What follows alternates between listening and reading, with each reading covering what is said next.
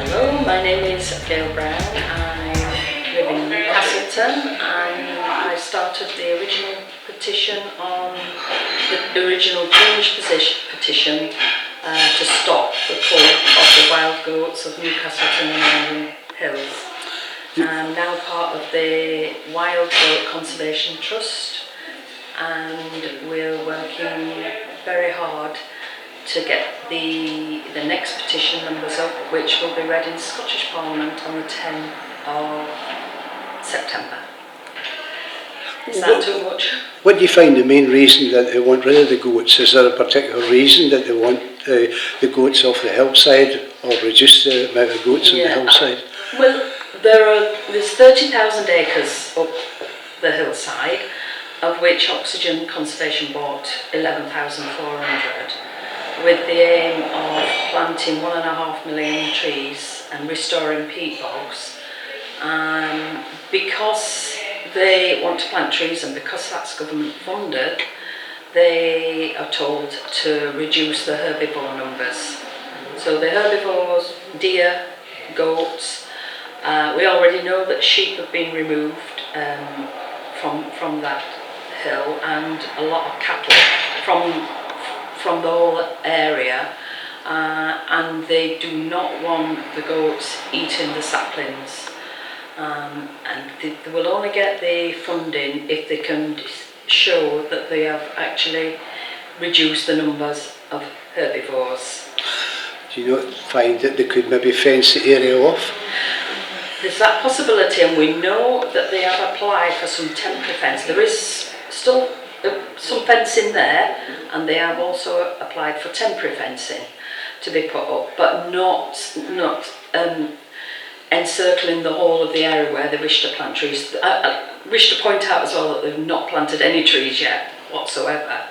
But my issue when I first started the petition was the fact that they were culling during kidding season, and we've found out that they culled 75 goats during that time over 2 culls, of which 6 were nannies and 69 were males. So is this the time when the breeding season, you think they were obviously that's what killed in the breeding season, which probably shouldn't really happen, I would have thought? It's not illegal, but it's unethical, it's immoral. You don't go around killing goats willy-nilly. When the figures came out, they said that they wanted to cull 85% of the goats on their land, and they came up with a figure that there were 138 goats. So that would mean reducing it to about 20 goats on their land. Given the fact that there's not a single tree being planted yet, and the fact that a lot of the other large herbivores have been removed off the land, we don't think that goats are doing any harm whatsoever. In fact, they do a lot of good because it's just open moorland, and also because I think 18,000. I mean, you could correct me if I'm wrong, but there's 30,000 acres up there, and 18,000 of those acres have been designated as a site of special scientific interest. Now that's with the goats on there, it was designated. Although the goats aren't part of the SSSI, they were on there. So it's sort of like saying, get rid of the goats. Wanting rid of the goats, but the goats are an intrinsic part of that SSSI, even though they're not mentioned in it. The moorland is what it is because the goats graze up there. So I took exception to the fact that these absolutely beautiful goats, which we now know are the original British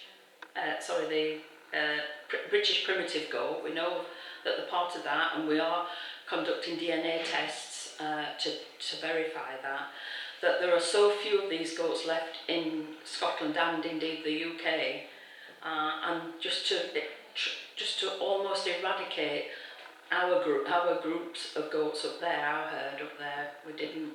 I thought that was abhorrent, and the way that they were doing it, and during kidding season. So, is there any time scale that you have to build grow these trees or plant these trees, or can you just leave it for several years? Or Well, I think they've not got permissions to plant the trees yet, so that could have happened recently, I don't know, but they'd applied for permissions to plant the trees.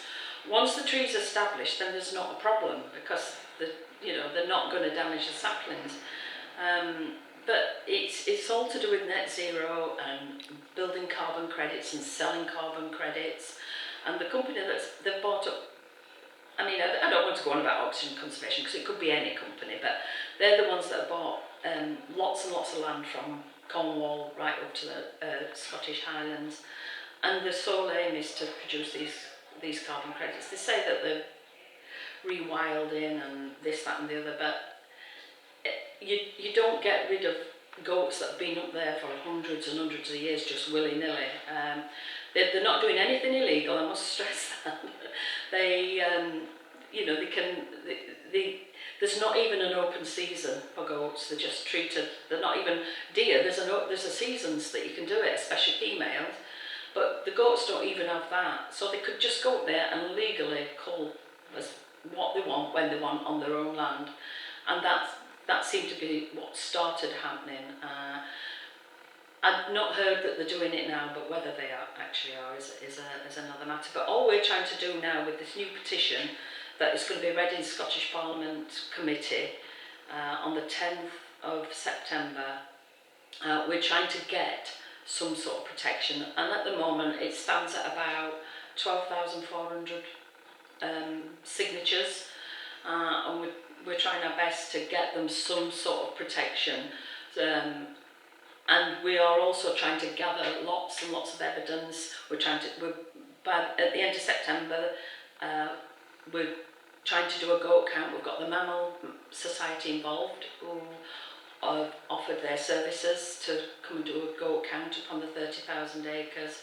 We've also got a vet involved who's going to provide his services for free to try and capture DNA as well, so we can relate it back. There are a few universities involved that have got DNA samples and bone samples, DNA from bone samples from the British primitive goat. So there's lots of work going on behind the scenes. So we're trying to gather all this evidence together. We've become a trust, so we've got a committee of, at the moment, 6 members, which involve the lady from the British Primitive Goat Society. And we've just got a constitution, we've just agreed a constitution, we're just about to have got a bank, allowed a bank account, and then we can try and get some funding in. Because at the minute we just pay for everything ourselves. Anything that we need to pay for, it's just out of our own pocket. So we're trying to at least get some funds in so that we can do a lot more work. But we're so grateful to all the organisations that are helping us at the moment, that are trying to get all the information together for us. So. Thank you very much. That's very informative, so it was. And, I'm sure I've missed a lot there.